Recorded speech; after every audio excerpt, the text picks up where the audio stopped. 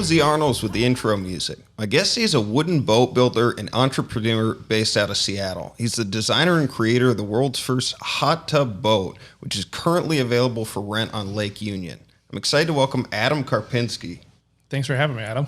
We got a little drop in from our producer here. An absolute company shill right now, wearing all of the merch. All the merch, all the stuff. Before we start too, we're doing this episode with full video. We're trying to push as much of our stuff onto YouTube as possible. So if you're just listening, make sure to check out our YouTube channel. It's is it just Fadam and Friends? Just Fadam and Friends. Okay, you know better than I. But thanks for coming on, Adam. Hey, thanks for having me. I was checking out some of your guys' videos on YouTube. The music video you guys have, was the Arnolds? That's the song. Yeah. Anyone listening, check out their stuff on YouTube. There's some good, fun little videos of, like, I guess it's kind of a spoof of you guys, how you guys came up with the idea. Well, I mean, the whole song was just a thing that popped out of nowhere for us. Yeah. And we ran across it. Henry found it and talked to the Arnolds and then had to make a music video. Yeah, it's that. Let's make a mockery of what we did and how we do it. So yeah. Who are the Arnolds, by the way? Is it just it's four dudes that aren't a band anymore. Okay. Okay. Yeah, they practice and sometimes recorded in the building next to where we build the hot tub boats. Okay. I say we like I do anything with that, but You come in. yeah, I come in and bug them. And I guess they were just out on a smoke break, saw what was happening. This was like years ago. Mm-hmm. And then Adam or Bo told them, and then they went back in, wrote that song, recorded it. We found it 2 years later, and then made the music video from there. So they did that without... They went in, jammed it out, and yeah. That's pretty rad. Yeah. Hell yeah. So you guys are based out of Lake Union, and, like... I mean, let's just sort of dive into it. Like, what were you doing before you started hot tub boats? And, like, how did you kind of go down this path? I was a wood boat builder by trade. Mm-hmm. I was living in the Caribbean for a little while, came back mid-recession and needed a job. So started a little wood boat shop, and that got a little bit busier. We had a couple employees. What were you doing before? Like, how did you end up in the Caribbean? Like that's just like, because when he said, we're like, jumping forward too far here. This boat owner, he's got these stories from the Caribbean. Like, I thought you were going to be like full Jamaican. Yeah. Well, I was born a poor. No, never mind. I grew up in Chicago, moved to Seattle about 2001. Okay. Eventually went to Evergreen. They, let you kind of do whatever you want. And I ended up graduating there with a degree in maritime studies and marine carpentry. And I worked at various different wood boat shops, the Center for Wooden Boats, a guy up on Whidbey Island, and ended up, my wife at the time was going to med school, so we ended up down in the Caribbean for about a year and a half. And oh, wow. I worked on super yachts. You've moved around a lot. A little bit. I mean, mostly I've been stuck in Seattle. Like, that's been my spot for 20 years now. Yeah. But even going from Chicago to the West Coast, like, that's a big sort of shift. And yeah. So she was doing med school, and she was in a med school down in the Caribbean, so we spent a year and a half down there. And I worked in super yachts down there, and that was kind of a different, going from traditional craft wood boat to kind of mega rich people with super yachts and teak decks and that kind of thing. That's so it wild. Was a good way to take this, learn old craft, and then come into this modern way of dealing with servicing different clients, that kind of thing. And that didn't sound right either. But, coming into this different aspect of it. And then I came back to the States in the very start of 2010, and that was mid-recession. So what was it about? I mean, Chicago's kind of landlocked, right? Mm-hmm. I mean, there's obviously the big lake, but fucking what appealed to you about boat building? Grew up, my family, we always went to visit my aunt down in North Carolina, so we spent a lot of time down there. Her partner, we were always on boats and fishing. So my life was 2 to 4 weeks a year living in a tiny shack with all of our families at the ocean or on the boats and fishing. So that's kind of how I grew into that. My dad and I bought a little boat when I was in middle school, and that started a little bit of that. And we were playing in Wisconsin all the time. And my sister moved to Seattle, and it was either move here or move down to the Carolinas, and I was a little more. Were you sailing, or what was it? The one that you had with your dad? No, just a little motorboat. Okay. Okay. Yeah, because I know, I mean, Mark LaRocca, who came on, he fucking went, there was a lot of those, like, study at sea or whatever, where you're, like, living on sailboats and I've shit done that. like that. You did? Yeah. Yeah, it's a whole lifestyle, man. It's fucking crazy. When I was at Evergreen, there was a sailing program. That's how I got into the maritime programs at Evergreen. My faculty that I worked with was a librarian, and she taught a sailing class once every 30 years. And so I got into that and then worked with her to do a lot of different projects. And I ended up at this thing called the Sea Education Association for a semester, and that's like 6 weeks offshore on a big sail ship. And I did the things and go, cool, I don't want to do that for a lifestyle. Yeah. I've been there. You can swim, right? I can swim great. That's a big... There was one night on the tall ship where like it was that like my crew had just kind of gotten off. It was like, and I was like out cold, and it was supposed to be the night where we got to sleep like a little bit longer through the morning, and then the fire alarms are going off, and like we all had to run up and do the thing. And we're like, my crew was way out of it, and I was just standing there like, I don't want to get in that water. Like we're a couple hundred miles off, and it's cold. It was like, it's fucking wild, man. That's a lifestyle that just is crazy to me. There is that one movie. I'm blanking on it right now, but White Squall. Mm-hmm. You've seen that, right? Yeah. Have you ever seen that? Nobody fucking knows White Squall. It's a great movie. Never. Anybody watching needs to watch White Squall. Try being like the first half of the millennials working with the second half of the millennials. Nobody knows what the fuck. None of your references. Yeah. I hung out with my. They're like, God, you're so old. I'm like, we're the same generation. You can just use my name instead of saying they. Not just you. We're like arguing as if you're not here. Wait, are Mom and Dad talking about me? Not again. So you had kind of this life in boating, and then what was the business model before hot tub boats, and how did you? And you can, if you have any. I wasn't around before then, so when we you get weren't caught even up, born back.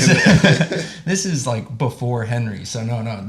Keep it rolling with that. Okay. This is good. I mean, the business model was survive. It was a wood boat shop kind of. I bought.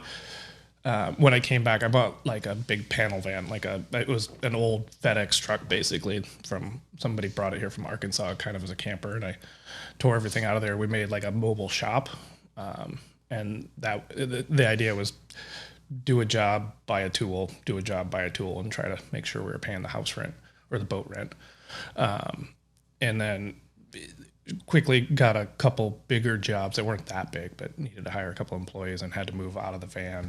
What is the appeal though? Like for you, I mean, that's just kind of a grinded out lifestyle. Like why is boat building so important to you? Like what do you love about it? I mean, that's a bit of a meta question, I would say, but like, when I was younger, when I was younger, it was like, oh, this is a cool thing. Boats aren't static. Like you can build a house and it will move a little bit and settle and shift, but you're building something that will never stop moving and is, shaped on all six sides. It's different. And so that was the wood boat building thing sounds romantic. It is and it is a craft to learn. When I was younger, it was something I wanted to learn when I was younger and had more abilities in my body that wasn't worn out yet. And I always looked at things as furniture making, cabinet making. I have skills to do that by learning this boat building stuff. But I've seen a lot of other guys that try to retire and go to the wood boat school. There's a wood boat school in Port Townsend, and it used to mostly just be filled with retirees. And so that isn't a thing. I didn't want to just be building little dinghies when I was older. I wanted to kind of learn how this stuff worked and what it was going to be in my generation, which was there's traditional wood boat building meshed with modern composites and how we move that together.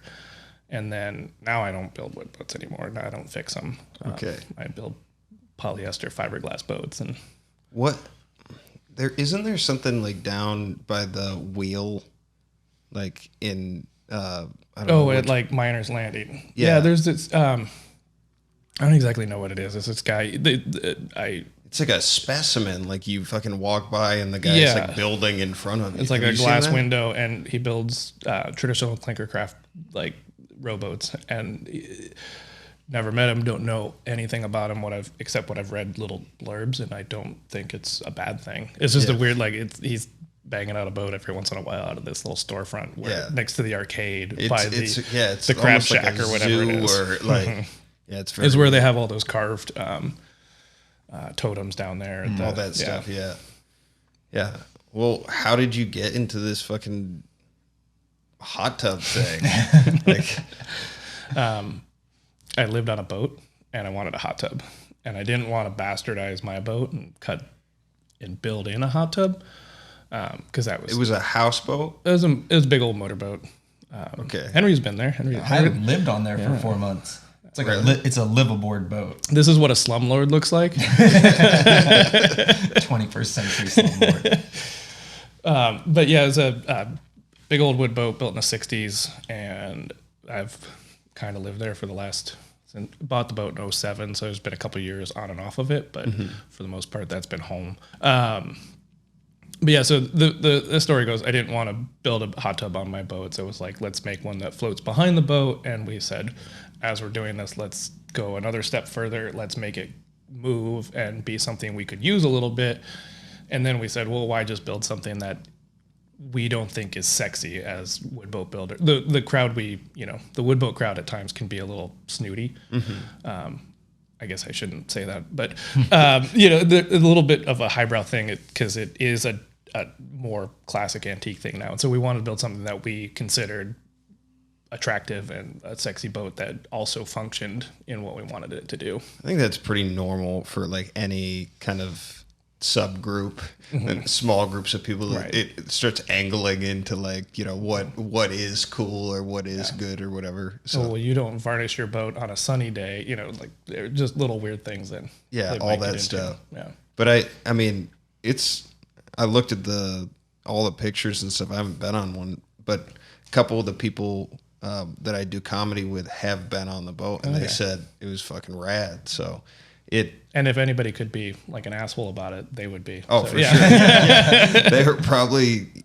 So Adam was at a gig that the Parlor Tricks guys, the ones that had been on the podcast before, they were producing, and a lot of us were just eating shit on stage. It was pretty bad, but he came up to me and he's like, "Oh, I think I know you," or whatever. So any of those guys, I'm sure they're listening. One of them lives on a boat too, so it's like kind of funny crossover. But I probably know him. Yeah, you probably do.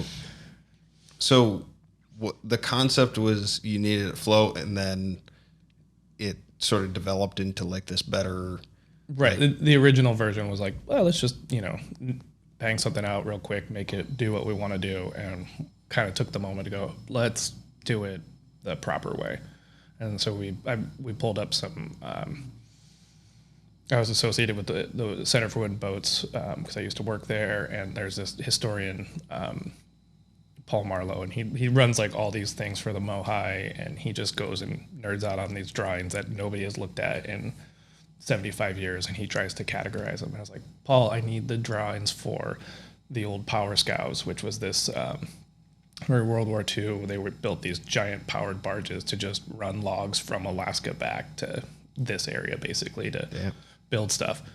And so they were this giant thing you could load down. I was like, it's a great design. They were kind of, good looking for a barge built at that time. And so we took those drawings, reduced them down to what we wanted, and then kind of sexied it up a little bit and started from that point. And that's the baseline of the What is design. the sexification process for a boat? I mean, we took instead of the bow coming together, we rounded it out. We worked a little harder in that. We adjusted the shear line, when you stand back and look at something in profile, you're like, is that, just a big clunky thing, or is it what we are looking for in design? I know so little about boats, and still, so I just trying to make it like uber functional, and so changing the underwater, the wetted surface to be like, do we want this stern to slip up, or do we want it to be a little less efficient as it drives and have more buoyancy in the aft section? Things like that. And, things like that. Yeah, exactly. No, I'm like, in the when you said the word bow, I was like, I don't even know if I've really. I'm still like 10 minutes back, and I don't know why I brought up all those guys in that comedy show. Like sometimes in a podcast, I'm like, I've just been all over the place. So sorry about I think that is one of the barriers, though, that brings that to it keeps boating and that world a little different to people, sure. And that shouldn't, it's the front of the boat, it's the back of the boat, it's the left, And I think it's really cool. One of the coolest things about hot tub boats to me is we get people from all over the world and all different backgrounds coming out to rent the boat. And so somebody like you or me who goes out to rent the boat, we look at it and we can appreciate its beauty and its functionality. But then we also have boaters who want to come and experience a new way of boating, who appreciate it on a whole nother level. For sure. So like yesterday we were just at the Dick's drive-in parking lot, and we brought a hot tub boat out for their Kraken opening day party. And that is a different group of people who is coming to that event. And so you would have people come up who are like, oh my gosh, it's a hot tub boat. I'm kind of drunk. I want to take a photo in it. I've never even been in a boat. And then you have other people who are coming up and asking incredibly detailed questions about the teak decking, about the shear line, where I'm like looking at Adam like, hey, you might need to answer this one for me. And I think that's one of the appeals, is you can be a layman and still see the beauty in it. Mm-hmm. But for like the expert boaters, there's like a whole nother level of it's functionality versus style. It's one of those things, like where it does appeal to the layperson because they don't know what they're not looking for. And then when that design hits right, it works because they go, oh, that's really pretty. And other people are going, that really is pretty. That makes a difference. And we got, lucky in ways, but also it was a bit of hard work and calculated. But we hit several home runs, design worked, execution. How long did it take? How many iterations or we're on V30, whatever, everything's evolved in there, but it's the same from day one. It's the same hull. The internal, the tub shapes changed a little bit. The internals have changed, but getting that right from the beginning was really, it was when we built the first boat, it took us 6 weeks to build that first hull to have it in the water for a party. But we lofted it. You draw it out full scale. We lay plywood down, paint it white, and then draw the boat in 3. You get profile, plan view, and then front on kind of thing. So you draw it out so you can make patterns. And then we built the first, here's the hull, and we tossed it in the lake and put a tarp in it to simulate where the tub was going to be and filled it with water. Because we were like, if you go, the water's going to fly out the back. And so we pulled it down the dock and the water, and then we stopped it fast. We're like, the water didn't fall out. All right, let's build the next part of it, And so that was kind of as we did it, we were designing the rest of it as we went along. What were some of the problems, though, that you did run into that weren't expected? We were building, we had the hull done and glassed, and we were building the tub and the deck beams. And typically deck beams they're curved, they're cambered, so they're part of a circle. So they're you build a deck like this, and our landlord, who's still our landlord in a different iteration now, he's a very accomplished long boat building family. He's probably built 200-300 boats, fishing boats and yachts. He's just kind of whiling around the yard, and comes in and he goes, I had this moment of we had the deck beams just sitting there and they were upside down. Because that's the way they were resting. I went, oh, we should do it this way, so the water is kind of coming back, or it's not just this thing that's coming up and in our way, in our vision. And so we started fitting the deck beams upside down, and we knew that. And Big Sam comes in and he goes, guys, the deck beams are supposed to go this way. And we're like, great, another guy looking in here telling us what to do. Yeah, we're not telling you what we're doing. Please, stop, asking us and slowing us down. Yeah, so. That's fucking crazy. Yeah. The challenges really have been how do we power this thing? How do we make it go? It it's been a bootstrap business from the beginning.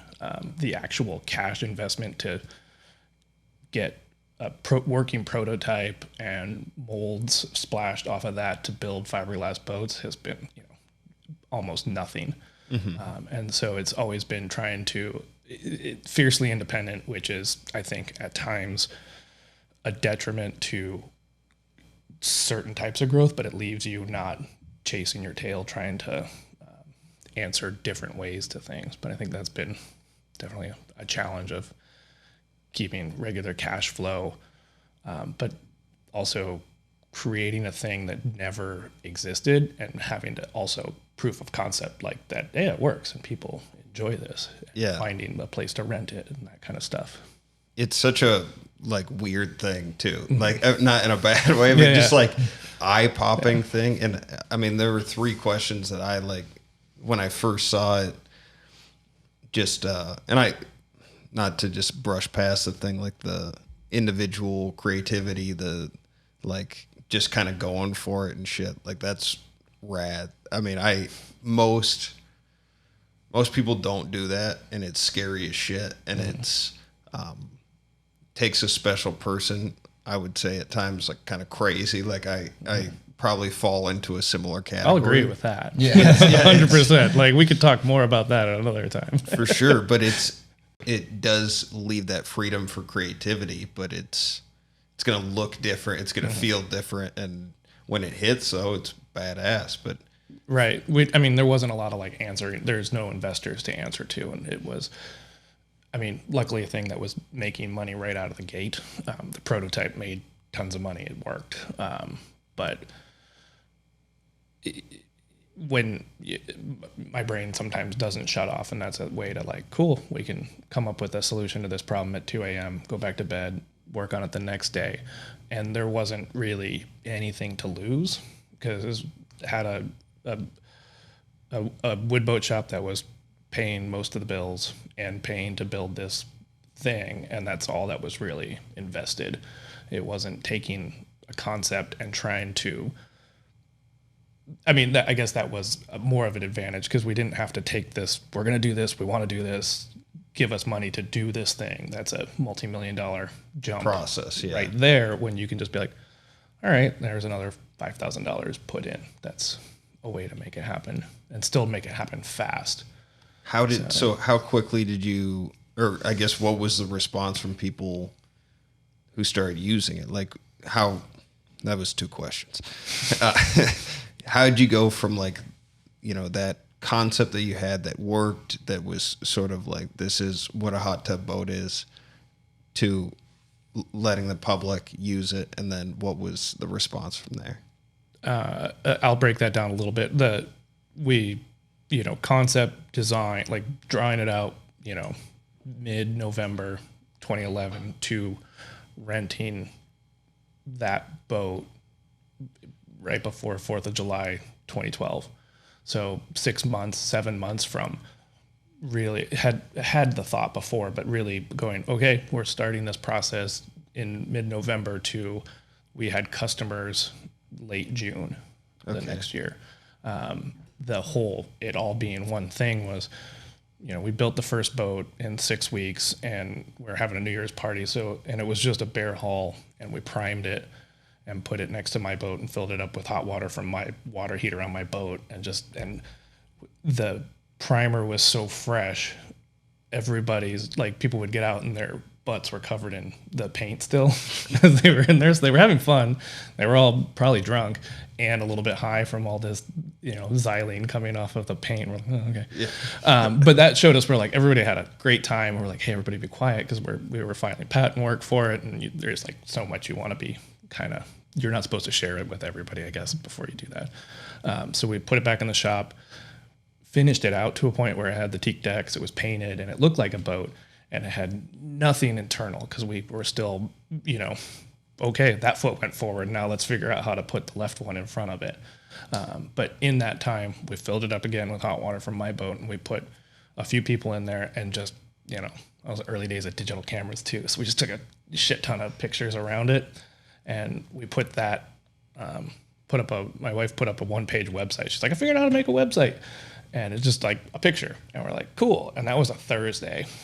And by the next Thursday, I think like there was something, it wasn't Gizmodo, it was another one, but they both picked it up at the same time and shared it. So we went from this one-page website, we were sharing like 300 people a day on the website. We're like, that's good. We were watching that over a week, and then it went to 30,000 people a day on the website. Wow. And we're like, oh, this is uncontrollable growth. We don't even have a way to drive it, a way to heat it. You know, we have the idea, we kind of figured out what we're going to do, but we're not at that point yet. So it was, you know, the internet was an amazing thing and a great tool, but it also can accelerate your thing before you're ready for it. Oh yeah. So, I mean, that was within 3 months we had something that thousands of people had seen. And then they were all it was just streams of emails. We were trying to like just jam back. Yeah, we'll tell you, put you on a list. We're like, I don't know where that fucking list is. And then we finally figured out some motors, and we were, into the rentals in late June. Okay. And so you got to heat the thing, drive the thing, and like, is there additional kind of safety regulation stuff with it? I mean, we had to become, like, the wood boat shop was a boat shop, and we could fix boats and work on them. When you are a boat builder, there's a classification you have to go through with the Coast Guard, and it's not that big of a deal. But we finally got like, okay, we're going down this route with them, and nobody had ever really heard of this thing, and so it went through this guy, and then it ended up out on somewhere on the East Coast where all the real fancy coasty guys are. Yeah, and they're in this conference room, and this guy hits the button, and up on the wall projects one of our boats, and he goes, "What do you guys think?" And that's kind of how the process worked. And they were, I guess it's not tipping over. We had to do a few things, like make sure that it wouldn't, like a stability test. We had to put X amount of what would be the carrying capacity of people on the side, and make sure that it doesn't tip over. And there are some regulations in that, but that's how we became an actual boat builder to build these boats and have a way to put a whole ID number on them. Okay. And so you got approval. How did people respond? Like, because there were 30,000 people on the internet that wanted to use it. Like 30,000 people a day. That's fucking so, I mean, there was no way to get back to everybody via email and try to promise them a rental time or a projected timeline. They reacted great. Everybody loved it. But so you had how many boats by that July date? Oh, one. Okay. How many do you have now? We're running 5 boats in our fleet right now. Okay. But there are other hot tub boats around the world. Okay. So they like ripped off your design more or less, or? No, we've built more boats, and there is somebody that's ripped off. I mean, ripped off is I'll say it. There's people who have ripped off the design. Yeah. Imitation is the greatest form of flattery. Yes, that's the politically correct way to say it. And that's what we're all about on this podcast. And I mean, imitation is a loose, in regard to that, it's a loose statement. It's nothing that it is a thing that floats and moves around that is a hot tub, but not the same thing. Yeah. So. But of the people that were coming in that July frame, like what was the overall customer response? Were people loving it? Were thumbs up, 5 stars, What's the appeal to it though? Like what, cause to me, like I don't drink and I don't get fucked up, but like, I know a lot of people that like these boats, and I just assume it's like a pontoon type party vibe, or what you talk about it. Huh? You're there more. I'll hop in here. Yeah. You get, as I mentioned, it's all different types of people. Okay. It's an experience for everybody. And I think that's sort of the beauty of it. Like if you want to have a really good time with 5 of your friends, you can go out in the hot tub boat. If you want to take your family out, we have tons of families come out. And we have people who want to have a date night out there and see the city from like the most intimate, romantic view out in the middle of the lake alone in a hot tub. You have people who want to celebrate their bachelorette party, birthday parties, get together with old friends, have their parents in town visiting. And it's just a way to get together and experience the city like you never have before. What's your favorite one? Like, my favorite type of customer? No, like you go right? Very frequently. Yeah, like what do you like to do? What's your favorite? I Because like, the night one looks rad. yeah, I'm a morning person. So I've gone out with the sunrise, and you have the sunrise while you're soaking in a hot tub, and it's coming up over the lake, and you're most likely the only boat out there. That's rad. I love showing it off to people who are visiting. So I've taken my mom, my dad, my stepmom, my sister. Shout out to your dad, by the way. Good dude. Literally every person who comes into town, I'm like, let me take you out on the hot tub boat. That's rad. And it doesn't matter. Friends, family, and every experience is different because it really is just a way to connect with people. So it's who you're out there with that makes the experience, but you can make that experience whatever you want it to be. What about you? I mean, you've obviously been in it Once or more twice. than once. Been there a lot. Not lately. What I realized very quickly was we were selling an experience. It is a hot tub. It is a boat. I didn't even really like hot tubs that much, and I learned why I didn't after I built the boat. I was like, oh, you get a hot tub, you get kind of hot. It's been 15 minutes. You've done what you needed to do. You're kind of bored. This was that thing where it's like you're doing something at the same time. So I grew to really enjoy being in a hot tub all the time. Now, whenever I'm driving around the country, I'm looking for every hot spring I can go sit in for an hour and do that kind of thing. But it gave you that like 15 minutes, but you're driving around. You can do this for hours. You don't get bored. You don't get overheated. You've got a breeze in your face, that kind of thing. But right away we realized like we were mostly selling to groups of women 25 to 40. And what that meant was we were selling an experience because women are a little more apt to get together and do an activity together like that. And so that changed, like, great, we are selling an entertainment thing that has the novelty to go with it to let them do that thing. It hits everybody though. And, it's fun to see even multi-generation, there's been times where it's like, grandma, mom, daughters, and grandkids, and you're like, this is the cool, they're all it's a different thing that they can all get into. Okay, so, I mean, we've jumped around a little bit, but I guess this is a good moment to say, like, if anybody is watching us on YouTube or has any questions for Adam or Henry, submit. I was just waving at our fans. Okay. I was like, what the fuck just happened in the corner of my eye? Wait, holy are we live on YouTube right now? They're going to ask us. Live streaming. Anybody that should we do a PSA? Like, I guess back to like when like weird things that have happened in the boat, like right when weed went like fully legal, that's when I noticed like a big problem with people because they didn't know how to handle it. And so they were, people would obviously eat something before they got there and then get in and maybe smuggle in a beer, and then they'd come back just ripped, and you're like, okay, so it's leveled out. But the PSA, like, learn your dosage before you go somewhere, people. Oh yes. Yes. It does the hot tub like get you more drunk? Yes. Well, Really? I mean, it doesn't get you more drunk. I would say it's most likely dehydrating. As you're somebody like me who, when everybody knows when it's 68 or 70 degrees out because I'm just dripping sweat.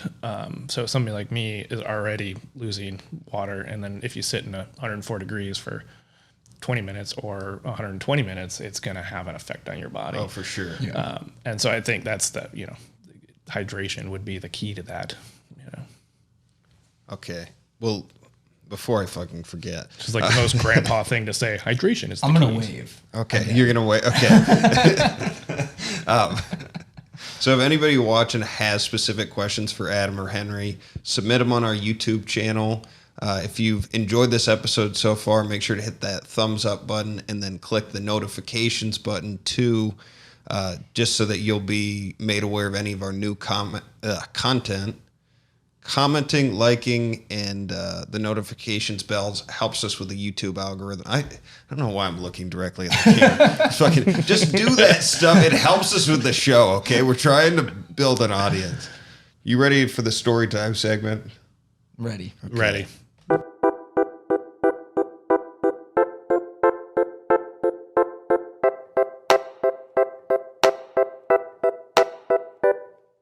It's story time. It's story time with Fadam. Yeah, it's story time.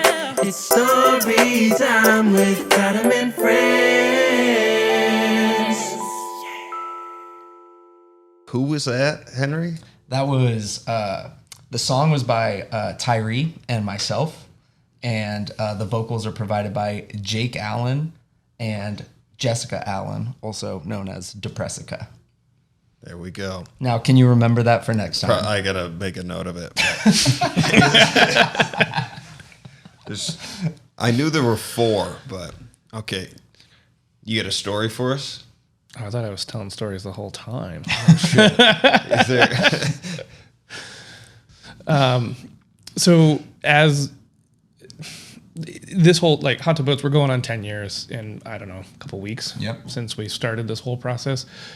As a craftsperson, the best thing, like you build a thing and there's a whole bunch of people that see it or don't see it. Maybe it's you build a thing for a very rich person and he doesn't even know that it's there because it's just part of his world and doesn't, so having built a hot tub boat that millions of people have just seen on the internet or in pictures or have touched and, experienced is the really cool thing about this. And then it comes down to like, it was, let's see, what is it now? It's October. So it was this year where we started, when you get like some celebrities and Seahawks and the women that play for the Rain, like that was really cool to, we made friendships with these people that would come down.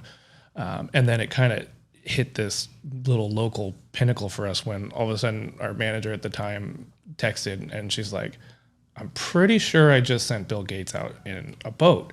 And I was like, no, that can't be a thing. Like, I was like, was there security detail? And she's like, no, but it was him. And so I just like was driving, I hopped down there and like, sure as shit, there's this up armored Escalade half parked in a spot with its headlights on our entry door.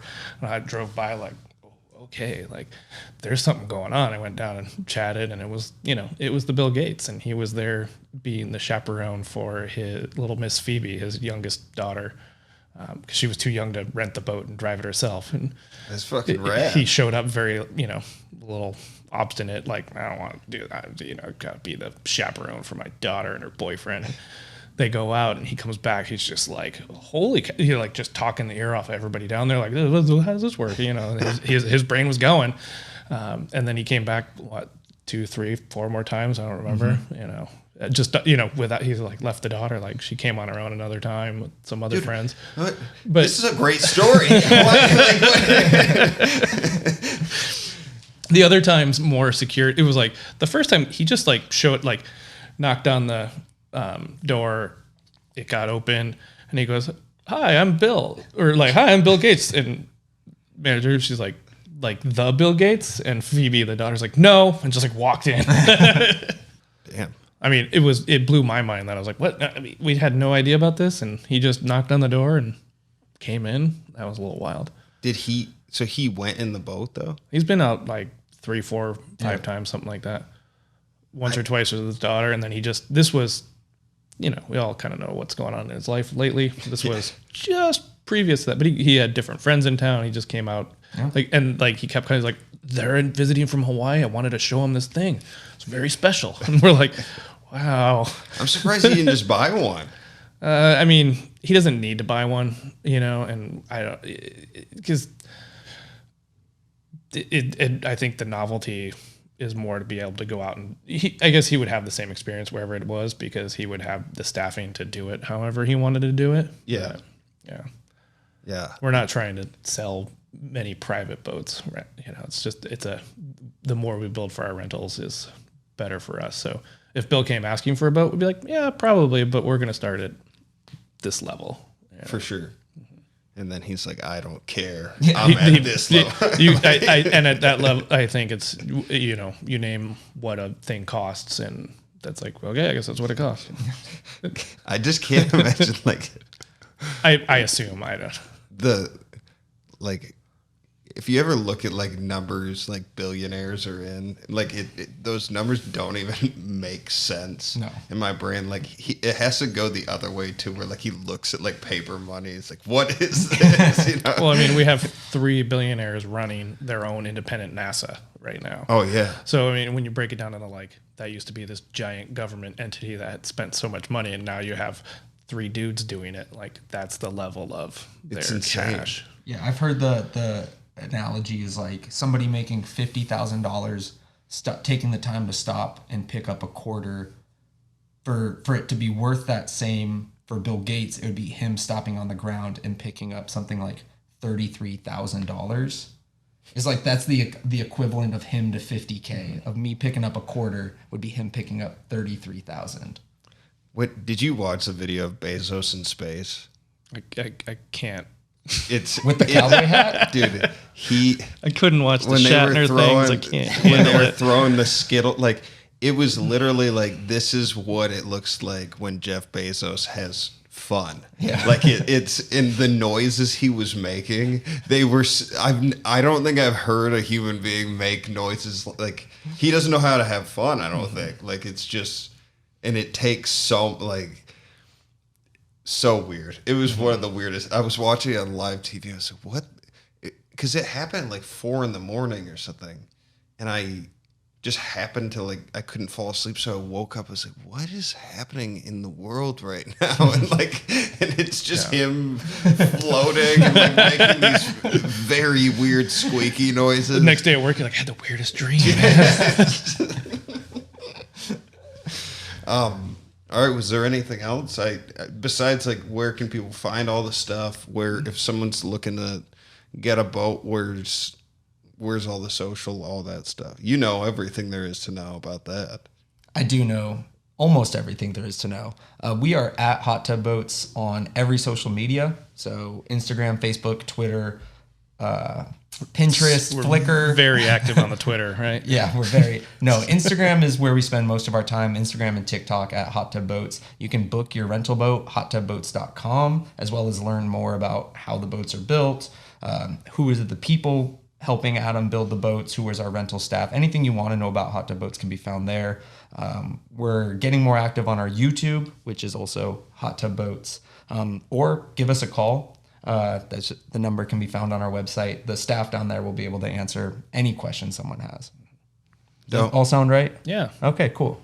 Anything else you? I think we got a couple big things coming up in the near future, and I think we should get back together in the next 6 months and have a chat about those kind of things. Sounds good. Just let's leave it a surprise. We're gonna speak in vagaries. Yeah. That pretend we're in me. politics, and we're gonna have something cool. Sounds good. Okay, so just a reminder, I kind of butchered it earlier.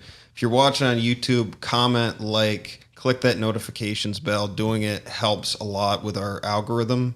Thank you, everybody, for listening and watching. If you enjoyed the episode, please make sure to share this podcast with a friend and rate and subscribe to us wherever you're listening. As always, follow us on Instagram. This is just a lot of just follow us. Do something. We're trying to, grow. Just type in FADA and you'll find it. Exactly. We're gonna leave you guys with Jaga. I just make the waves, I don't write them. I can hear the lyrics in my spirit as I write them. Why you wanna walk and talk just like them? I can't get caught up in all the hype and the excitement. I just make the waves, I don't write them. I can hear the lyrics in my spirit as I write them. Why you wanna walk and talk just like them?